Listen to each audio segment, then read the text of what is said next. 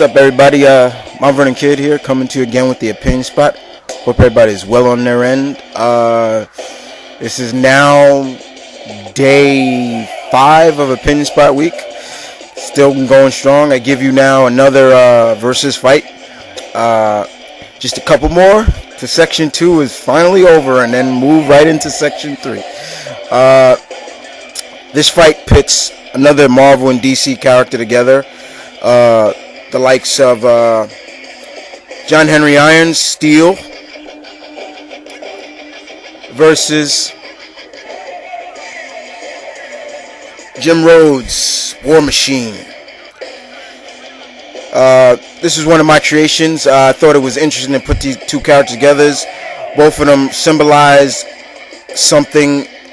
Steel paying homage to Superman, while Jim Rhodes is Tony Stark's best friend.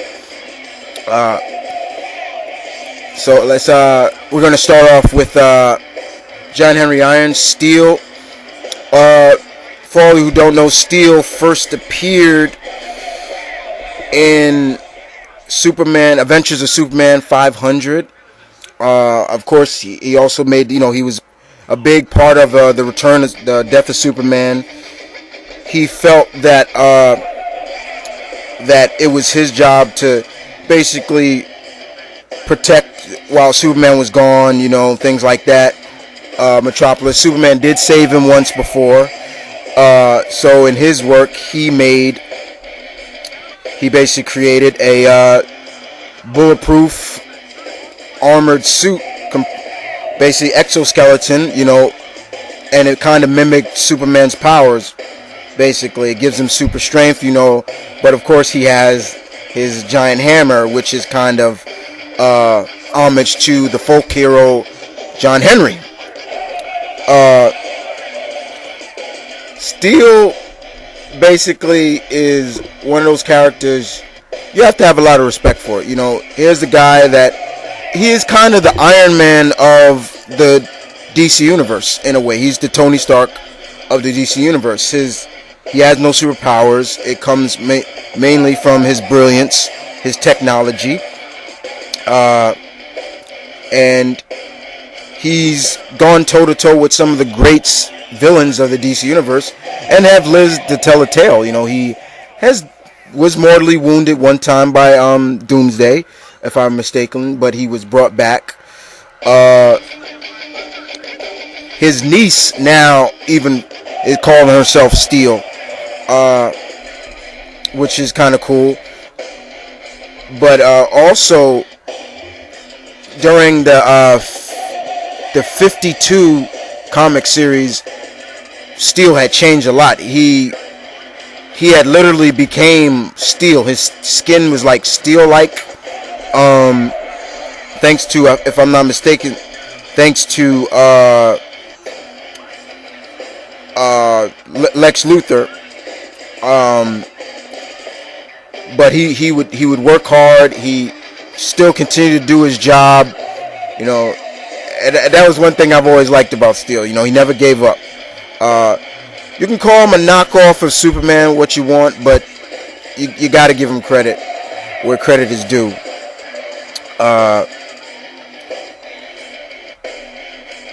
He has reestablished his organization Steelwork with his niece Natasha. And it's just been great to see Steel whenever you can. But then sometimes he's gone for a while, but he will be back soon. They say they're gonna get he's gonna get a one shot. I wish it was more than just a one shot, but it's good to see Steel back. His armor basically it has the likes of super strength, flight, durability, endurance. It has all kinds of augmentations to his armor. So he is a matchup for War Machine, and of course his hammer is more than just a hammer as well. It's pretty much indestructible as well. So let's talk a little bit about his combatant, War Machine. Uh, okay. Jim Rhodes first appeared in Iron Man 1:18. He is the best friend of Tony Stark. Jim controls the heavy-duty armor of Iron Man. Basically, he's the heavy, which is known as the Variable Threat Response Battle Suit. This suit is built for battle. Basically, it's built to take on heavy-duty shots. Is built for all the stuff that the regular armor of Iron Man is not built for. Though it can fly, but it's not as fast as the Mark 1 or suit like that. It's pretty much a giant tank. It's a flying tank. Jim Rhodes has been through a lot throughout his years as well, just like John Henry. That's why these guys are almost similar a lot. These guys are...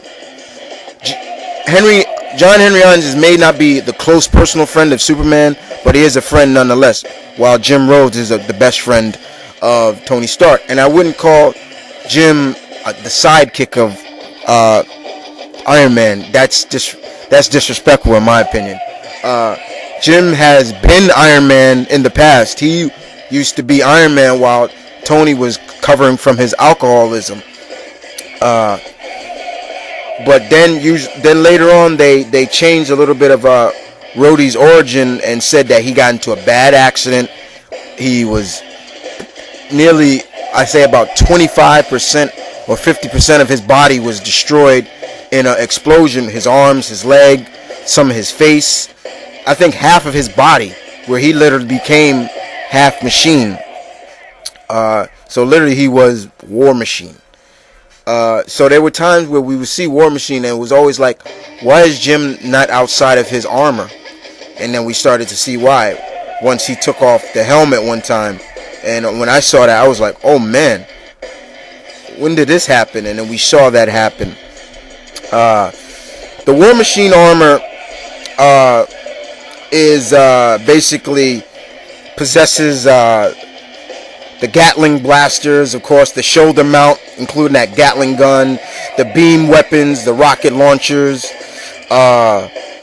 He also has a neutral cannon on the interior chest area.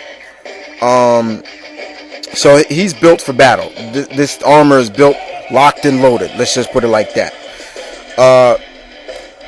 You can catch Rhodes now a part of the Secret Avengers. That's great.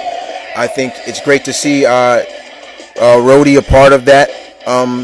Part of Steve's team. Rhodes has gone up against... He's even fought Tony. He's fought Tony. He's gone up against Ares at one time, during the Dark Reign stuff. But now he's flesh and blood again. He's no longer like a cyborg no more. Because they swapped his body now with the clone body of his original body. So he's got a second chance at life. But and he's making the best of it. But he can handle his own against some of the best.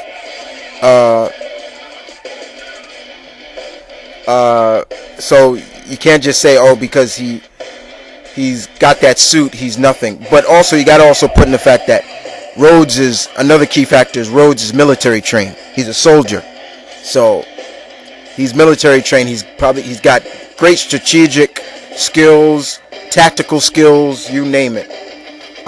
While Henry Irons has that genius level. So, in my opinion, guys, it doesn't just come down to brawn versus brains.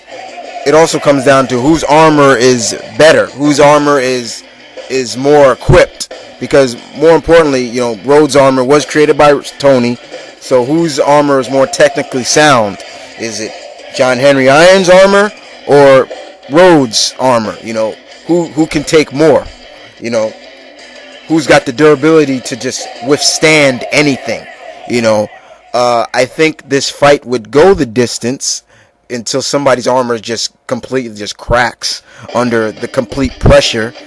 But I don't see these guys killing each other. No, I don't. I don't see these guys killing. As usual, all superhero fights are misunderstandings. They fight and then they realize that we're on the same side, and then they, let bygones be bygones. But who win? John Henry Iron, Steel, or Jim Rhodes, War Machine? So you guys take it easy and tell me what